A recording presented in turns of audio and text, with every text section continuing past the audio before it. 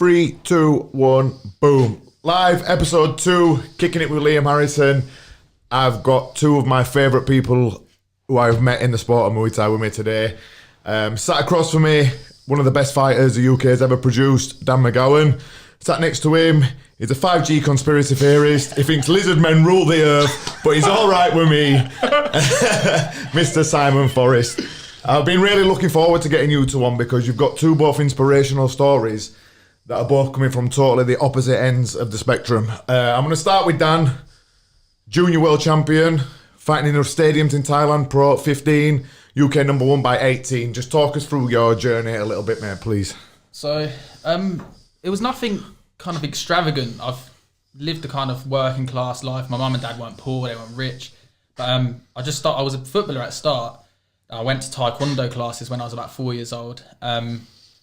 Just started martial arts, and I knew that I loved kind of getting stuck in and stuff. And then I was getting disqualified as like doing taekwondo and stuff as a contact. So then I took the Thai boxing up. I think I was about 9 or 10. Then I started taking it really serious when I was about 11. And then I'd say my career started really like getting higher and higher when I moved to Liam Robinson's gym. Who were you at before that? East Area gym. Right. So a local gym in Bedford. And then I moved to Liam's when I was about 14, and then that's when I started fighting in the stadiums. When I was 15 when I first fought in Raja, and then just going back to that. That's insane when you think about it. Really, your first pro fight in a stadium in Thailand. You've got a lot of fighters in the UK now are up at a decent level. They've never even been to Thailand and fought in Thailand, let alone in Rajadamnern. You did this as your first pro fight. Was this your first time without shin pads as well? Yeah, first ever. It's insane, really, isn't it, when you think about it? I was speaking to my dad about it, and I was like, why did you even let me do that? Like, he come with me. We went for 2 weeks, and I was like, get in there, son. Go on, lad. Like, why did you let me? Because my sister's nearly 15. I can imagine her going to Thailand. Or I know it's different, girls and stuff, but it is a bit of a mad story. Now looking back on it, I'm like, it is fucking mad. But yeah, I did that, and then I had my first one in Lumpini when I was 15 as well. So I started in Thailand really young, and then started fighting the Thai young. I think. And you won both of them, didn't you, in the stadiums as well? In Rajadamnern and Lumpini, I've never been beaten. So I think I've had 9 fights altogether, and like that's fucking impressive. Yeah, so I've done well in them stadiums, but I've been bad as well in a different stadium. But, when you went on from there, you came back and started building a massive reputation for yourself in the UK. I think I had one on one of my earlier shows as well. And you started to build up. Just talking about your journey as a UK fighter and getting to fight for the UK number 1 spot against one of the guys who'd been in number 1 at his weight for many years, Paulo de Silva. Yeah, so I think with my first A-class fight was on yours and Howson's show, and I think I had to lie about my age. Yeah. I'm like, yes, Dan, he's 27. Liam's always done that. Liam Robinson had to lie about my age quite a lot at the start because obviously I was only 16 and I was supposed to be fighting in shin pads. So we got on, and you were probably the only one that kind of was like, yeah, go on. Because I'd been fighting this since I was 14 against men and that, and I'd seen how good you were, and I'd be like, I'll be fucked if I'm letting this kid come on my show and go fight pro in the stadiums in Thailand and then come back down and put shin pads on. Because I used to remember I'd had a few fights with no shin pads, just like 5-2s. And then I remember Richard saying to me one time, you got to put your shin pads on for next fight. I'll get the fuck out of here. I'm not putting no shin pads on again. That's what I thought. I thought this kid's this talented. He's obviously going places. I thought, I'm not letting him do that. I said, yeah, Dan, he's 38 years old. He'll be sound. Don't worry about him. Was that the Jason Dix fight? So it's the Jason Dix. It was actually the second time you probably watched me. But yeah, I'd beaten Jason Dix. I was actually supposed to fight Tam McCourt originally, and then he pulled out, I think it's a weight cut issue or something, but he ended up in hospital, and then I ended up fighting Jason Dick, who was his stablemate, and I was like devastating performance. I think I stopped him in round 3. That was the body shot. 4 body shots. But knees, and it was the body shot at the end. But and then I think that's when people started going, shit, like this kid's like can actually fight. And then I carried on. I started fighting like Reece Thompson. I went through the weight category, and then I think the Jordan Co was the big step up because I fought in Yokkao. It was a big stage, and then we had a war, and now we both cut each other, and then it was an exciting fight. Then I carried on, and then I fought Kieran McCaskill, beat him quite convincingly, and then that's when I got my opportunity to fight Paulo, and then that was a mad fight because I'd watched Paulo for years, so yeah, it was crazy. That was. I remember I was being sat ringside for that with me and Andy, who was screaming for you. Fucking block them low kicks, block them. But yeah, it was a really good contrast of styles. A heavy puncher and a low kicker like Paolo against yourself, who were a technician, and that were beautiful to watch. It was such like a seasoned performance from someone so young, and obviously like the team you had around you at the time with Liam Robinson and all the other up and come fighters. You'd also spent a bit of time in Thailand, Pan Petch, and it all to be that seasoned and put a performance in at that age by 18. It were impressive. Yeah, and I think that fight as well, I had to show my heart massively because, like you said, the low kicks, I was in bits for weeks after the fight. Like I couldn't walk, and I was getting carried. I had to get carried out of the ring. To be honest, still to this day, I shock myself how I even lasted the 5 rounds. So I think that's what makes me more proud about that one is I managed to dig deep and get the win. Yeah, you still say that that's one of the worst fate you've been after a fight. 100%. I think I've fought higher level opponents since, and I've had hard fights technically, but yeah, in terms of kind of pain after, it was 100% the worst pain I've been in, definitely. Simon, so your journey in Muay Thai completely different to Dan's, but also very inspirational. So you were borderline drug addict at one point. You can just go to say you're almost overdosed, and you were in hospital with a heart problem and all sorts. You found Muay Thai, it turned your life around, and you've come up now through the ranks and you're fighting for number 1 spots and stuff like that. Just talk to us a bit about your journey, because that's an inspirational story. Yeah, so basically when I was younger, from about 15 to 25, I was pretty off the rails, going out every weekend, doing all sorts of drugs and drinking. Like I think it was when I was 22, I would go out Thursday, Friday, Saturday drinking vodka Red Bull. Hell yeah. If you remember back, you're the same age as me, back then sort of 12, 13 years ago, vodka Red Bull, that was the drink. The in thing, wasn't it? Yeah. Well, I used to cane it, like proper cane it. And so like vodka, it's like slowing your heart rate down, Red Bull speeding it up, and then I think I was on steroids at the time as well, and sniffing cocaine and just all the rest of it, and then fucking taking Valium to come down off the coke. My heart didn't know what was going on. Yeah, up, down. Up, down. I think I was on the roof working and I started collapsing.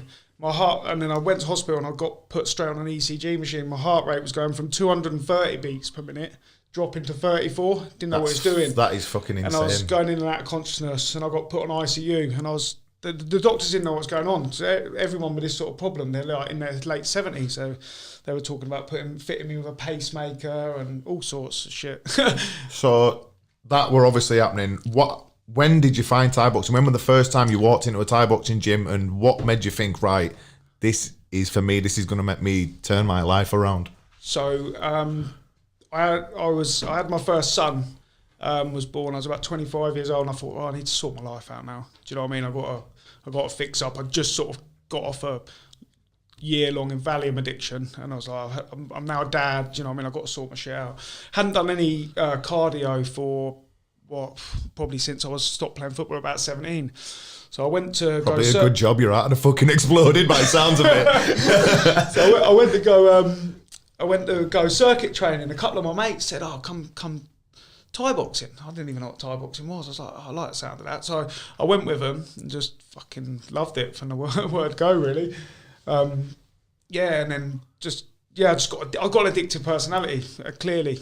I was going to mention this later on. Obviously, you have, and that is one of your strongest weapons in Muay Thai, because you train harder than anyone I know, especially with your job and stuff.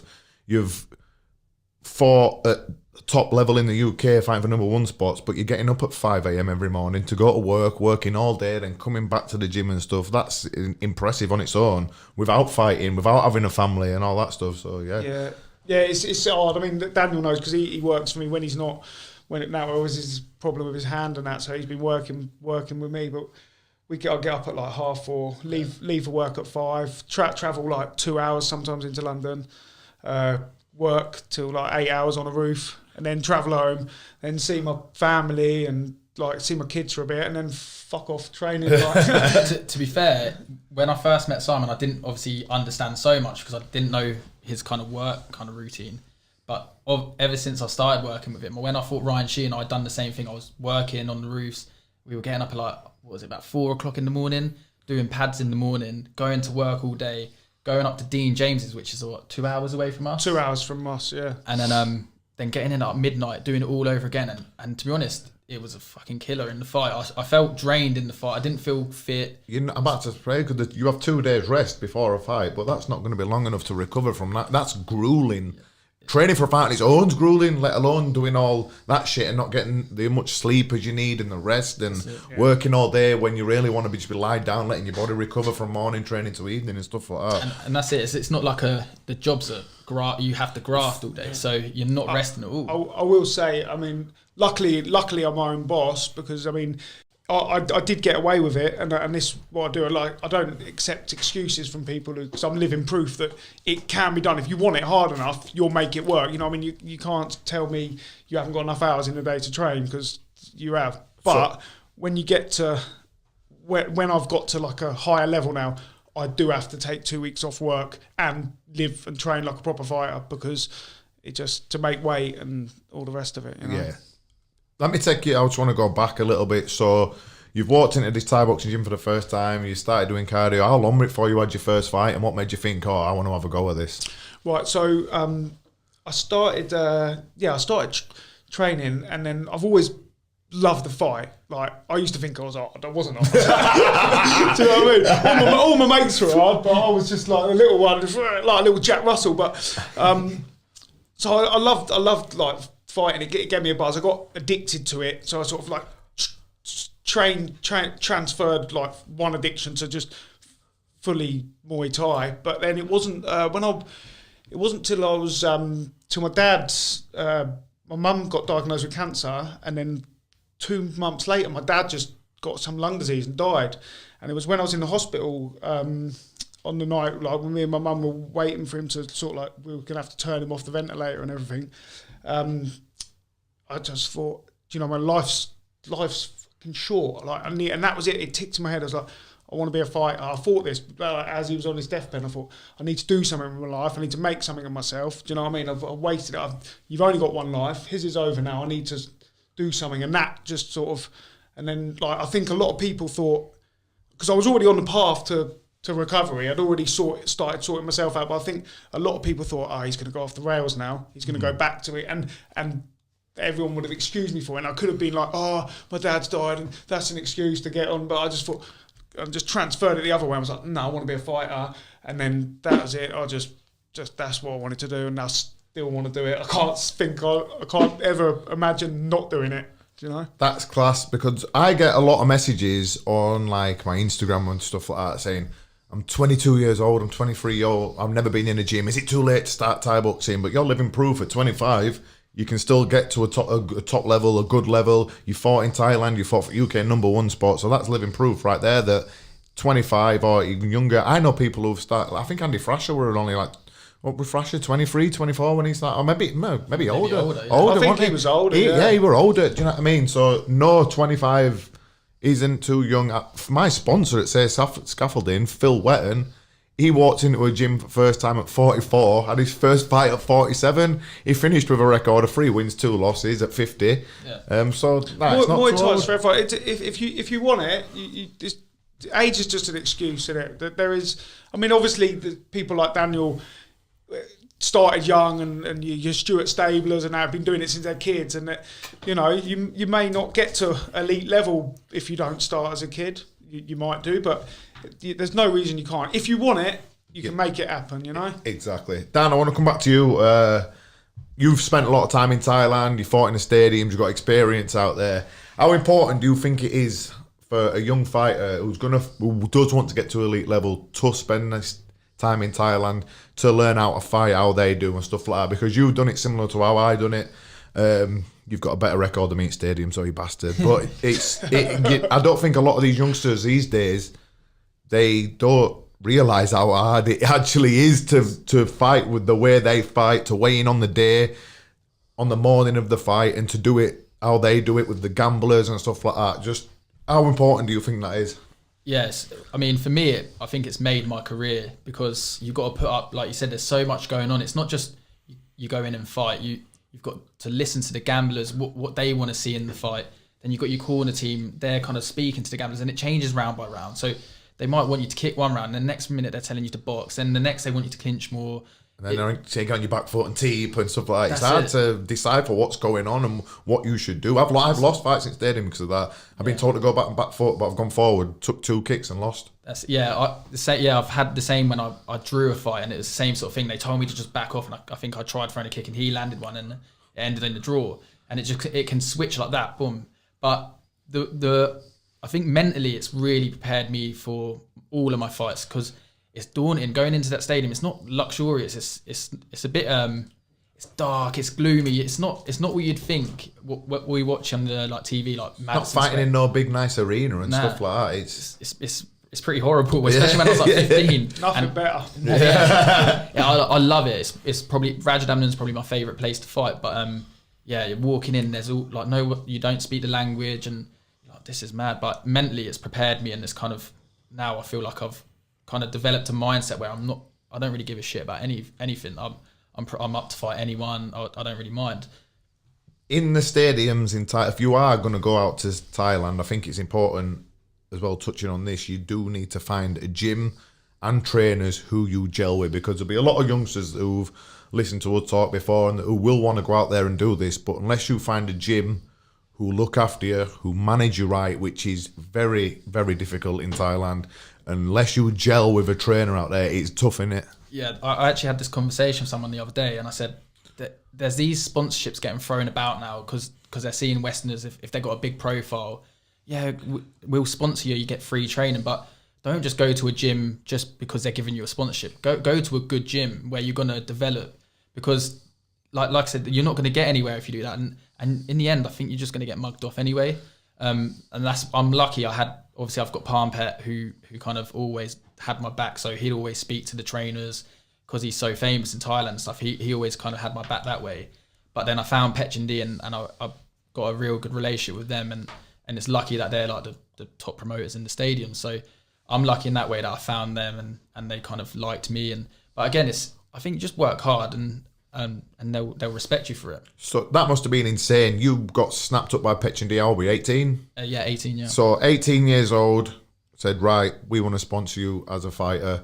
Come out, live in the gym with Sammy, with Nongo, with all the elite legends of this era. How did you find that at the time? It must have been a bit surreal, like being in that position. Like when I was hitting pads, sometimes I'd look around and I'm like, Same's doing 20 kicks in about 2 seconds. There was that video that came out where you had to go after him. I had to go after him. I'd have ring me. I'd have gone, get the fuck out of here. I'm not going on there. That's what they'll come back to England. Yeah, make me do one. Yeah. But yeah, like I used to look around and think, fucking hell, like Nongo was one of my heroes. I loved the way he fought. Same's obviously a massive legend. Then you've got Pet Morakot, who's like the rising star. Then you've got, to be honest, now you've got about 30 or 40 fights in there. That gym is ridiculous. Unbelievable how many fighters they've got now, and they're all probably top 10, top 5, most of them in the stadium. So it was like, it's like getting signed for like Real Madrid for me. It was like my dream come true, and then it come at a good time after Liam passed and stuff like that. So yeah, amazing feeling, and to get the respect off of such big promoters, it's a good feeling.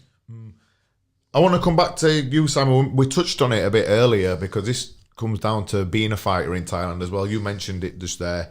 If you are, you have to have a strong mind, because it takes a lot to get up and leave England, go live in a gym with loads of Thais when you don't speak their language, and they pretty much just bully you some days in sparring and clinching and stuff like that. And to wake up day in, day out. I see a lot of fighters over here that will get up, they'll go to Thailand, do a camp, have a fight, come home, and they'll be like, yeah, I went to Thailand, I did a fight camp. Staying out there for a long period of time, fighting after 3 weeks, then doing it again 3 weeks later, and again 3 weeks later, and having a fight, especially when you're fighting for money to stay there and survive, and having a put, we're getting bullied every day and getting thrown around in clinch by some 6-year-old who's that big and stuff like that. It's demoralising. You do have to be really strong-minded for stuff like that. So I just want to come back to Simon and touch on how important is that for you. Obviously, you talked about the addictive personality and stuff. The mindset that you have to do, getting up at that time every work. Some days you must think, in this fight camp, fuck me, I've got to do this again today. It must drain on you a little bit. It is definitely draining. I mean, the travelling was the hardest thing for me. But I literally spent most of the last 6-7 years going to work and then travelling the country to get beat up.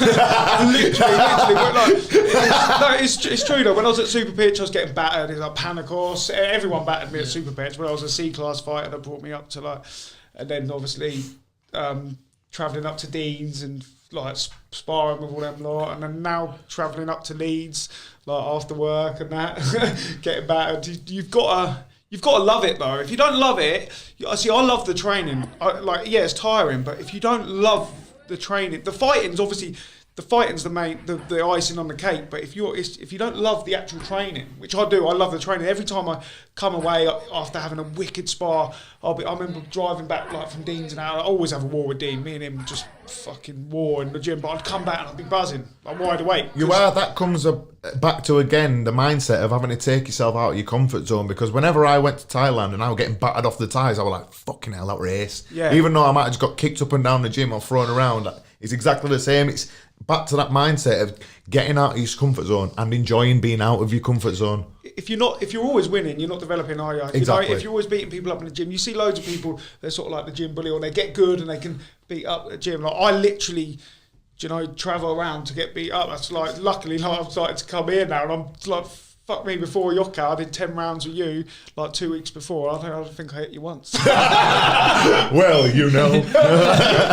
That's what I was saying earlier to you lot before we were sparring. I was like, fucking hell, actually, Simon's took a lot of pace since I've known him. Every time, but he comes out and he's like, yeah, buzzing about that. I'm like, what? How are you buzzing about that? The thing is, though, probably like a fucking breath of fresh air for him when he gets in there to fight someone who's his weight and then who's not as experienced and stuff like that. That's what brings you on and stuff if you look at your recent performances against Evan Jace, Jacob Smith, you know what I mean? Those sparrings, those pastings you've took over the year, they all add up to where you are now. Yeah. Nah, definitely. You've got to having the right people around you and constantly training with better people. That's the only way you're going to get better. Yeah, 100%. But you've got to be, as well, not just that, you've got to be fully committed. You've got to make the sacrifice. You've got to be... Since I've started Thai boxing, I've been doing it pretty much every single day of my life, Yeah, that's where we were fucking losing his mind when this lockdown started. I was texting you every day, have you gone to the gym yet? I need to go to the gym, I need to get to the gym, I need to eat some pads, mate, I'm losing my mind. You're going, I'm fucking losing my mind, I'm losing my mind. I have to deal with him every day. That's where we'd be lucky. Most of the people work for me, they all do Thai boxing. Right, we're hitting pads. While we're still on this talking about mindset and being strong-minded, I want to come back to you, Dan. You've been horrifically injured for the last 18 months with your hand, and it's been a bit of an ongoing issue over the last couple of years. Obviously, there's many people who get an injury like that and nearly just fucks it off, they're retired. But what's impressive is about you, the goal has not changed at all. No matter how I spoke to you, you said, right, I'll be getting sorted soon. You haven't stopped training, you've stayed on the ball. I sparred with you today, you were still sharp. Do you want to just talk us a bit how the first time it happened and how bad it's actually got at the minute and just waiting for your surgery again now? Yeah, so I did it, I think the first ever time I broke my hand was about 3 years ago now, and I did it in training. And then they told me to go off and rest it. So I rested for about 6 months, come back, and then that's when I had 3 fights. I had the Ryan Sheen fight, I come back and I fought Ryan Sheen for the world title. Then I fought Rungnarai on Yokkao, and then I fought Thanadet in Thailand. And against Thanadet, I broke it again. But I say breaking again, it was a problem that was just there, that they hadn't really told me was there. So it was my metacarpals were dislocated. And every time I was punching, my hand was just swelling up. So then I got again, they just said to me, just rest it. So I rested again, 6 months, 7 months again. Then come back, I had 2 fights in Thailand. I won both them fights again. And then the second fight, done it again. You were on the best form I've ever seen you in at that point. Yeah, I think I'm on 6 or 7 in a row now. And I've beaten some top names in that 7. So yeah, I was on a roll, and that's the frustrating. That's where we're talking about mindset. It was killing me, to be honest. I mean, Simon, I speak to you a lot, and I think mentally it was really getting to me, because I'm seeing these guys kind of fighting on one, or doing having big fights, and I was there and kind of being stopped in my tracks for something that wasn't my fault. It's frustrating, but I think for about 3-4 months I was proper remote.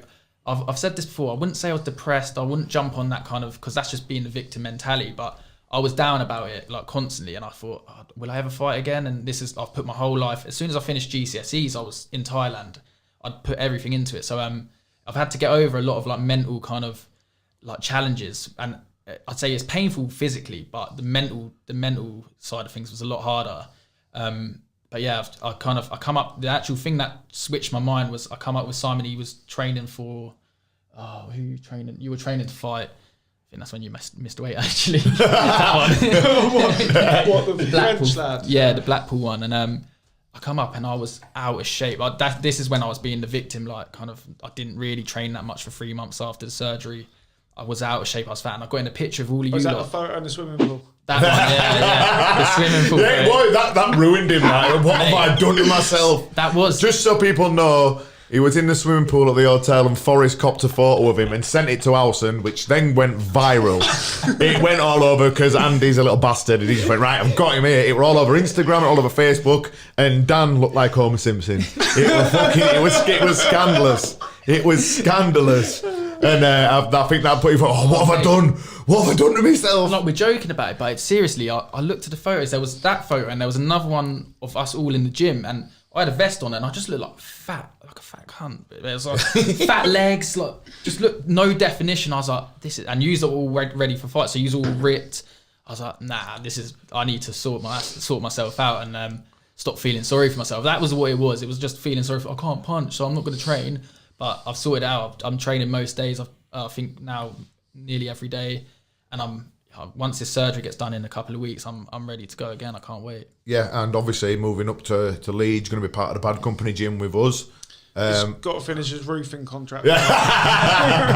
Simon's like, fuck it, I'm moving to Leeds as well. Obviously, you're moving gyms, moving up to now. You've had an amazing career with Palm, with Liam, Petchyindee. What do you think moving to our gym with us is going to help and progression bring to your career? I think ever since Liam died, I think I was struggling to find a team what I really just I felt really comfortable with. And obviously I've been mates with you guys for a long time, and I know you were mates with Liam. And then I come up to train again when I come up with Simon, and I thought it just felt good, and everyone was having a laugh, but there's obviously that aspect of things, and then the training's just unbelievable. So when I've sparred with you guys, I come out of there and I'm like, fucking hell, I've learned. Like, I mean, my right kick's my thing, and I'm landing it today, like, for instance, and then you start catching and you sweep me, and I'm like, I don't ever get swept like that. But I'm going to have to find a way to stop that happening, and it's just going to build my kind of skill set.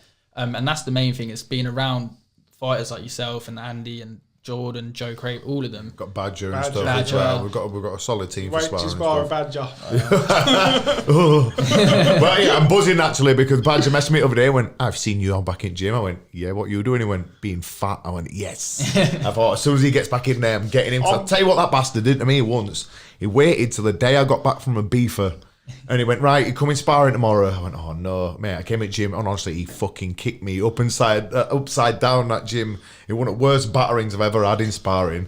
And I thought, right, you bastard. I ever forgot that. That was about 4 years ago. And I never forgot it. So when he gets back in that gym, he's getting it. Well, that's why I was buzzing. I was texting you when please batter him. Yeah. Please batter him. I seen him do it. I seen him sparring you lot last time when I was up, and I was like, yeah, you look. Yeah, he's one of the best technical fighters I've ever sparred, but he can mix his game up as well. He can box, he can kick, he can do it all. And the thing is, he reads what you're going to do. He's like 4 steps ahead of you, and before you've thrown something, he's countered it, done something else, and then you're just in a position where you can't do all. That's what I found, his timing and his distancing. Like, you'd go to and he'd just be just out of range, and then he'd hit you. It was like, fuck. And even though he's only short, his arms are right long, so he can smack you from miles away and stuff. So, yeah, like, the team that you are going to have for sparring, obviously me, Andy, Craven, Badger, Jordan, it's difficult to beat anywhere like that in UK, really. Yeah, there's no, like, for years since I was a kid, I watched you guys, and you are all my kind of heroes, really, because you are all at the top level. So, and I saw the team that you were kind of with, like, you all kind of bounce off each other. And I think that's the most important thing, is, like we said about the Thailand thing, it's the same here.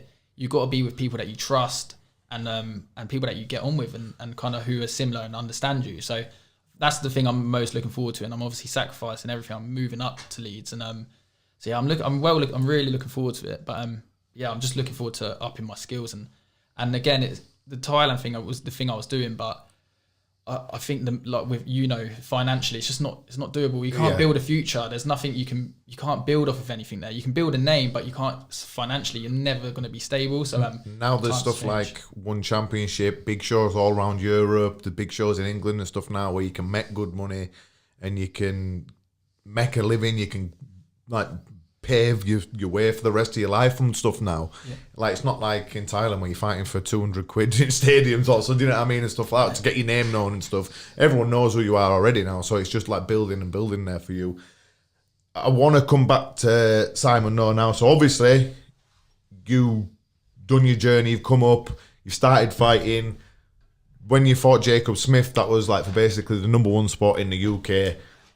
How did that feel, knowing where you'd come from and you'd got yourself to that point in that fight and fighting not only for that spot, but on one of the biggest shows in the country? And how was that a bit surreal, knowing where you'd come from, getting to that point? Yeah, I suppose it was really. I mean, that was probably that fight. I took that proper serious. You know, it was Yokkao. First time fighting on Yokkao. Oh, that the first time you've been on Yokkao as well? Yeah, yeah. Jacob was a unit as well. I had to unfollow him on Instagram because I was sick of seeing him doing 4 million burpees. Yeah, 70,000 kettlebell swings, weighted vest, muscle ups in a weighted vest, and that looking like fucking. Just so anyone who don't know who's listening out there, Jacob Smith is a UK number one at 57 kilos. He's probably one of the fittest people I've ever seen. He's an absolute beast. I've sparred with him a few times down at Bad Company when we've all been there, and he's an absolute beast. He's short, little tank, strong, powerful low kick, heavy hitter, good clinching and stuff like that. So it was two good styles. You're a bit taller than him and stuff. And that fight, you just went insane from first bell. It were amazing. Yeah, I remember you saying it coming into the change of law, saying, that was fight of the night. Man. Yeah, and it obviously ended in a bit of controversy. Well, it wasn't controversy really, it was just a scandalous disqualification because it was I've had you slightly ahead in that fight. It was a crazy first opening 2.5 rounds. Jacob was just starting to come back into it as well, so the end of the fight would have been amazing, but obviously he booted you in face while you were on the floor and KO'd you like actual Stuart Pearce straight in the face. Yeah, it was horrendous. I did go quite mad, didn't I? I just went off. I felt that the first 2 rounds, I don't think it really touched me. Like I think a lot of people wrote me off with that fight. I mean, I took it seriously. I went to Thailand. I go to Thailand every year, but it's the first time I've been to Thailand and not had a fight. So I went to Thailand to train. I trained at Petchyindee and then I went to get finished at Yokkao gym. Oh yeah. And but yeah, it was a good performance. It was going on to be one of my best performances, and I think I proved that I am at that level. Yeah. You know, like I was sort of taking him apart in the first couple of rounds, but yeah, in the third round he was coming back, so it would have been interesting to see where it went. But you proved it in that fight, and you proved it in the Evan Jays fight as well, because obviously he's been getting billed as being one of the next up-and-coming superstars, but you returned the favour in that fight with a bit of controversy, but you were doing a bit of a number on Evan in that fight, to be fair.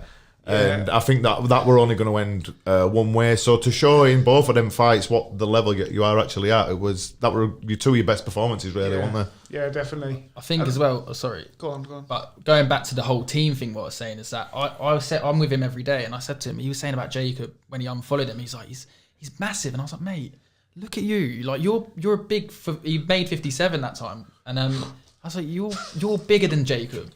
Like so.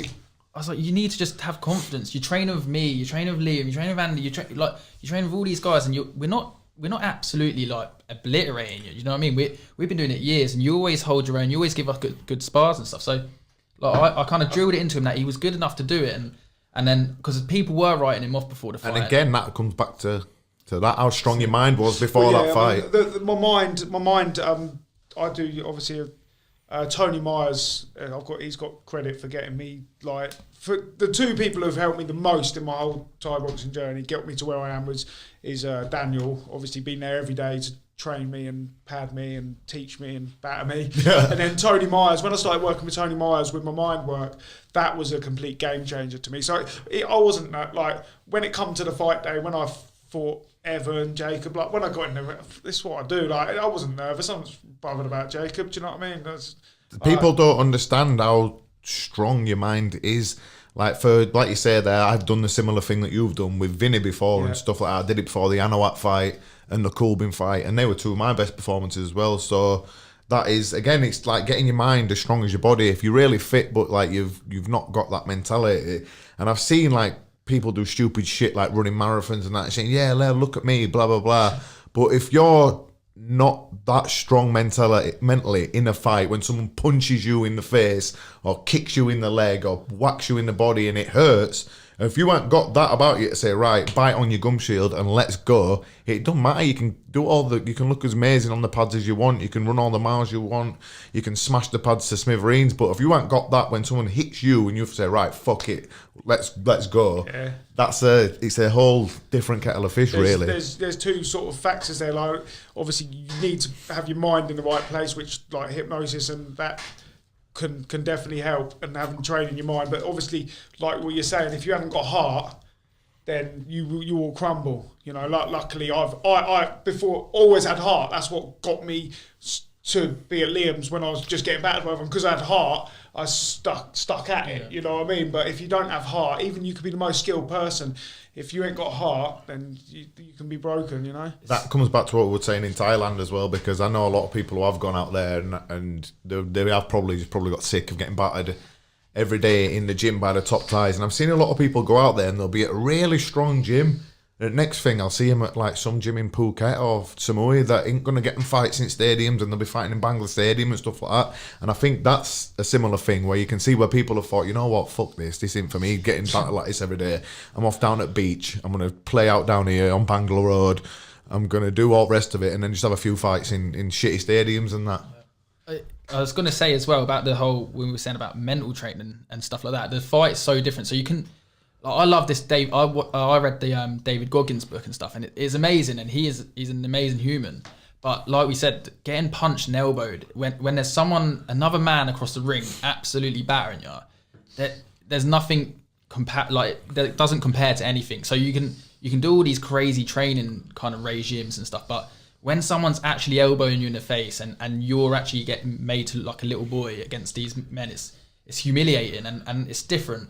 And then, like Simon said, that's where the heart comes in. Like, you've got to have that heart, otherwise you'll never get through that. No matter what the training you do, whatever you do, if you don't have it inside, you'll never get anywhere. Yeah, and that comes down to two things. You either have it or you don't. And that is that, unfortunately. Exactly. That's why fighting is not for everyone. Like, I know a lot of people who get to a decent level and you think, oh, wow, this kid's fucking talented. He could go somewhere here. He's amazing. But then when he fights someone who's just as talented as him, it comes down to who's tougher, who's worked harder in the gym, who's put them extra rounds in sparring, and who just wants it more, really. And like I say, that comes back to again what we said: want it or you don't. You either have it or you don't. I see that with people. Also, I think it's being able to lose and bounce back. I see a lot of people that are really good, like when they start out and they're winning, and they have one bad loss, and then they give up. Oh, this is not for me. Like, you've got to take the good with the bad. Like, obviously you want to be good, you've got to have a winning mindset, but sometimes shit ain't going to go your way. It's Muay Thai, you know. Sometimes do you know what I mean? But it's the ones that want it will come back. Like, I've had bad losses, but I'm still here. I'll come back and I'll fight again. It's the ones who, oh no, it's not for me. As soon as it doesn't go their way, they give up. My first loss, I got fucking absolutely destroyed, and I don't think anyone would have blamed me if I'd have gone, you know what, I'm not doing that again. But that's what I did. I got up and I thought, you know what, I need to learn to fight out, because it was a Thai who did it to me. I'd gone 29 fights unbeaten, and I thought, fucking hell, I can knock everyone out here. And I dropped him, it would do our Kong Udom, and then he got up and he raped me. It was absolutely, it was disgraceful what he did to me, the way he beat me down. And I remember getting out of the ring and I was pissing blood and all sorts for a few days because he'd need me to pieces. I lasted the distance and stuff, and I showed heart to last. But then I thought, you know what, fuck this, I'm going to Thailand. I need to learn to fight how they can fight and mix it with my own style. So after that, I went to Thailand for, I think, 6 months on for a month, 6 months on for a month, 6 months on for a month. And I just did that for 2 years just so I could like try and adapt my style. That comes back to how much do you want something. I didn't want to get to that level and just be like the guy who, you were all right, he did okay. I wanted to get into that level, and I wanted to fight with the best of the best. Speaking about fighting with the best of the best, Dan, your performance against Rungnarai, was that your most favourite of your career, or was the Paolo one your most favourite career? Because they are both milestones in your career, both amazing performance, but the one against Rungnarai, Lumpini champion, fighter of the year, that must have been up there as one of the best. Yeah, so different stages of my career. So Paolo, like you said, it was a milestone. I've always looked at fighting Paolo, and I got to that stage, and then it was the next step, and the next step was world elite level against people like Rungnarai. And I actually remember the first big show I went to in the UK was you and Senchai #1, and I remember you coming out to Oasis and the Batman theme as well, the Joker. Yeah. And I was like, mate, I want to be that guy, man. Like I said to my dad, I was like, that was amazing. You were coming out, everyone was like clapping you, and I was like, I want to fight the Thais like this. That I think that's when I really, really wanted it, is when I saw you fight Senchai. And then so when I got the chance to fight Rungnarai, like that was my kind of career kind of defining fight, if you want. And yeah, I was just so, my mindset was just bulletproof for that one. I knew I was going to beat him from the get-go. I knew it.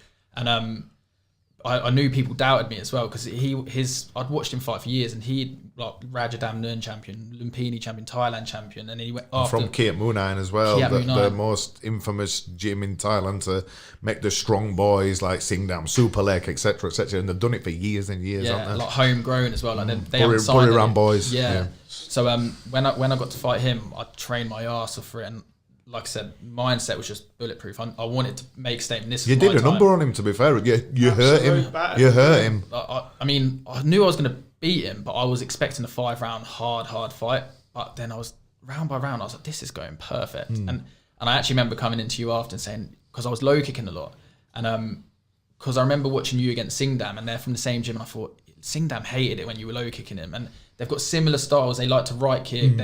They're good clinchers and stuff like that. So I thought I'm just going to chop his leg and then maybe score in round 3 and 4 and 5 kind of thing. But then when I was hitting his leg, and I was like, I'm hurting him here. Like I knew it. And then I started hitting his body. You got to play in like put into consideration. They'd flown over from Thailand, so I thought I was clever about it. I hit his body because he's going to be a little bit weaker. Started hitting his body, and that's when he started crumbling. And I could see it. There was round 1, he's smiling like they do. I thought, no, I'm not going to play these games. I'm just going to stick on him. And then I carried on. And then I knew I think round 3, I knew I could get him out of there. And that's what I done. Yeah, I was so proud of myself. I couldn't believe it, because he obviously working with him every day. All he talked about was Rungnarai, how good he was, how quick he was. I was like, fucking hell.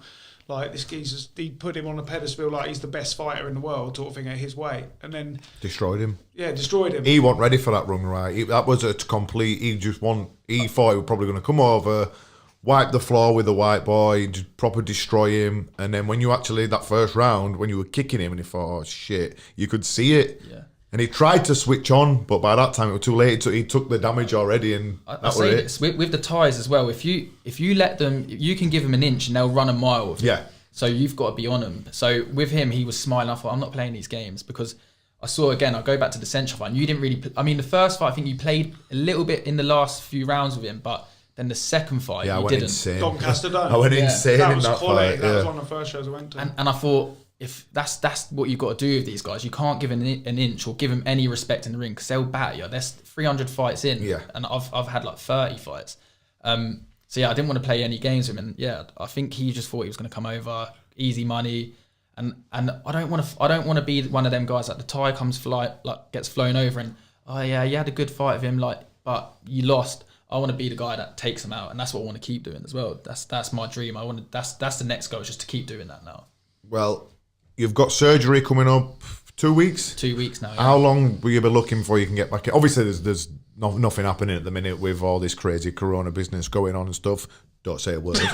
Don't say a word. Don't start. We'll be here for another 2 hours. Captain Conspiracy over here. But obviously, there's not going on at the minute. Al, do you see yourself like being back in the ring before the year's out, or hopefully if we can get some shows together, etc.?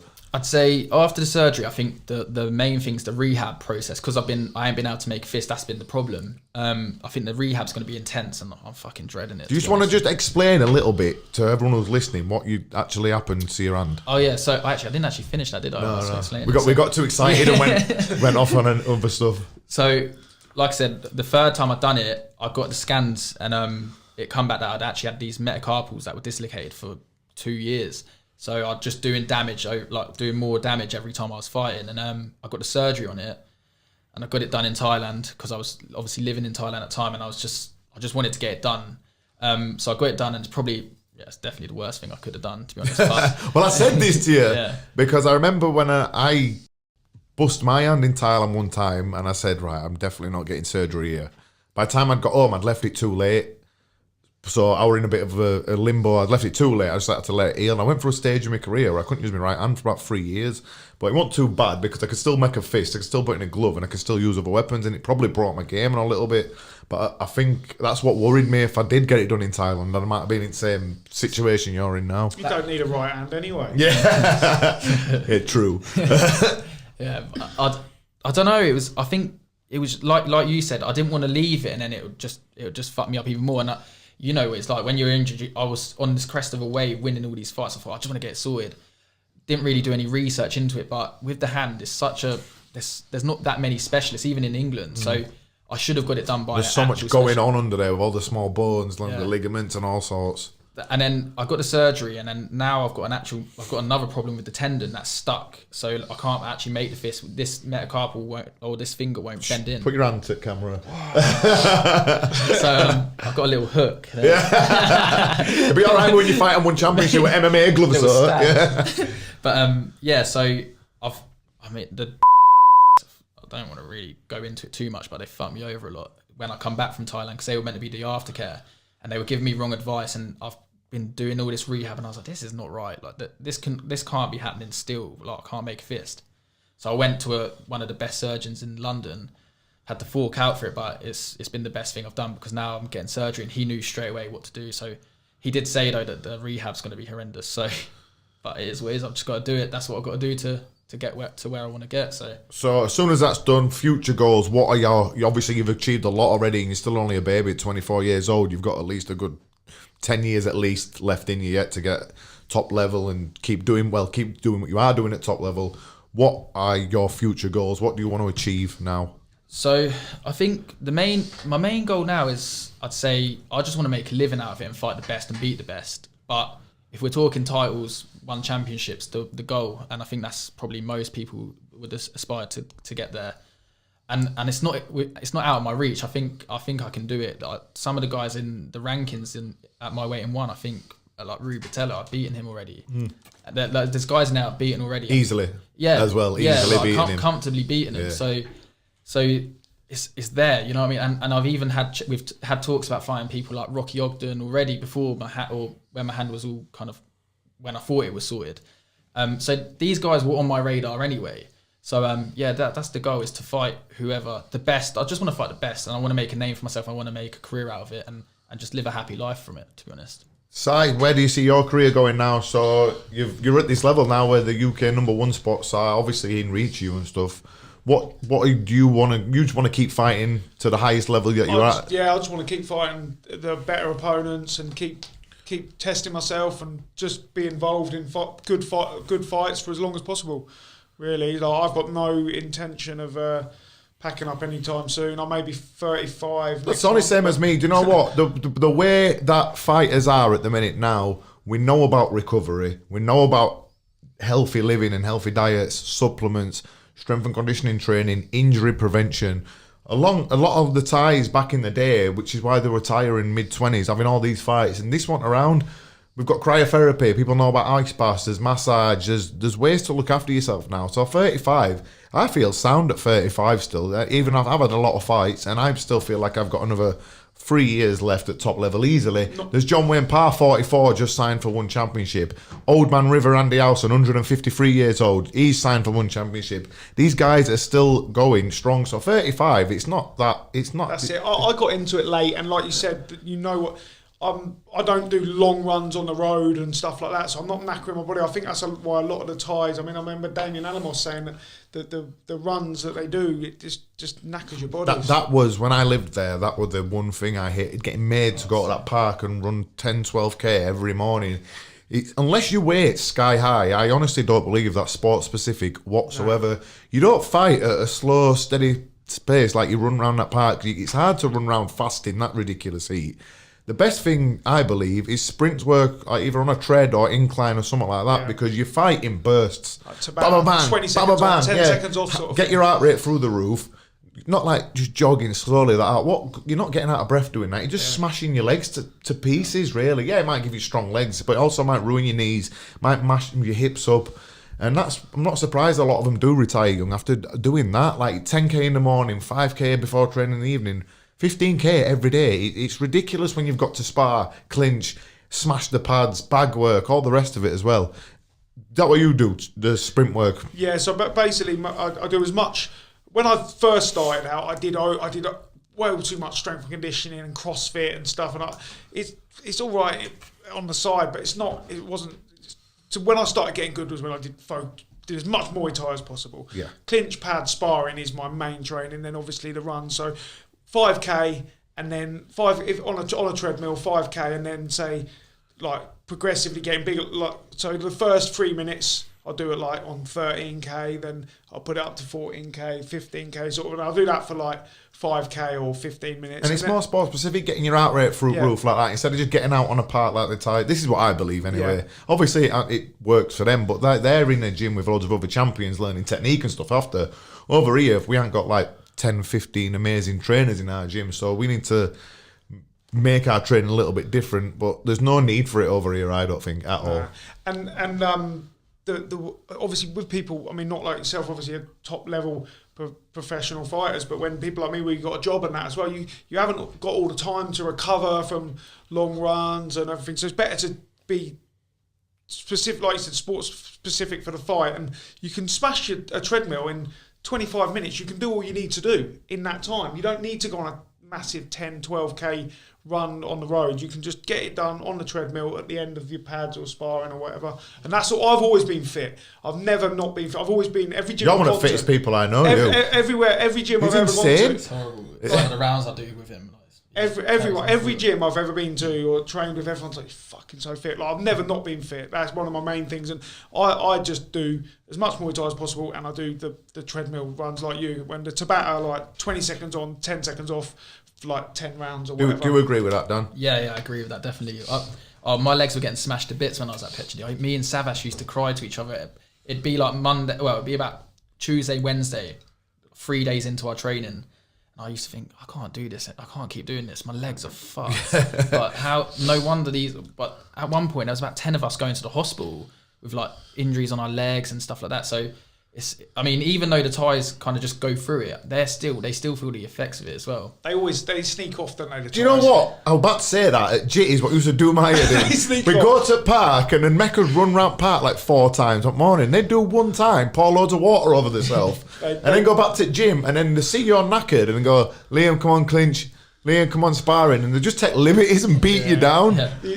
Most gyms I've trained at in Thailand, like the Thais sort of shade off and they walk and they hide and they get, apart from Sing Patong, Mart, I don't know if you know Mart, the trainer who's that Alamos's main trainer, he drives behind them on a moped with a stick. Fucking whack him up.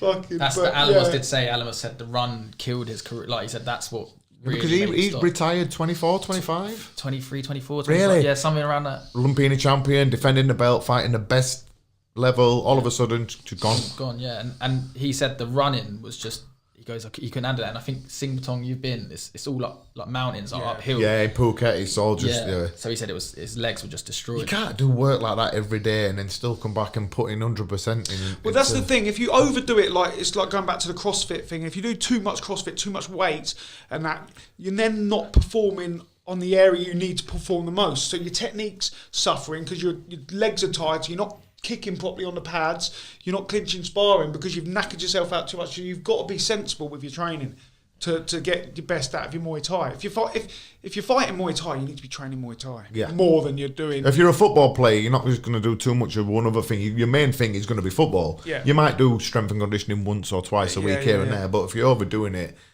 then you're just going to ruin yourself, basically.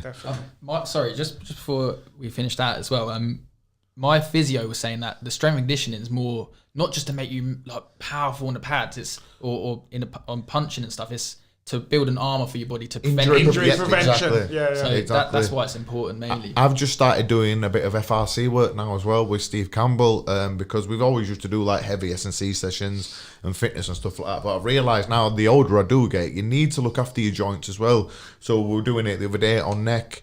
shoulders. Me and Andy did one the other day on hips, and just getting like the movement back in your hips, because if your joints are strong, when you throw a kick, it's not going to be like next day getting up and going, oh, I feel like shit, I can't move. You need to keep yourself supple and loose. Yeah. I see you with the bands, and that's like doing your stabilising muscle, like you said, stabilising your joint. Exactly. Yeah. Right. Thank you, guys. There were some really good insights there. I'm going to wrap this up. Dan, where can they catch you on social media? Instagram is Dan McGowan MT, and same as Twitter, and then on my Facebook page, I think is Daniel McGowan. And then YouTube channel is Dan McGowan Muay Thai channel. So yeah. Super Petch Sci-Fo on Instagram, Simon Forrest on Facebook, and Rough Diamonds MMA. Right, thank you guys. There's some really, really good insights there. I hope everyone took a little bit away from that. Wrapping it up. See you later. Thank you, mate.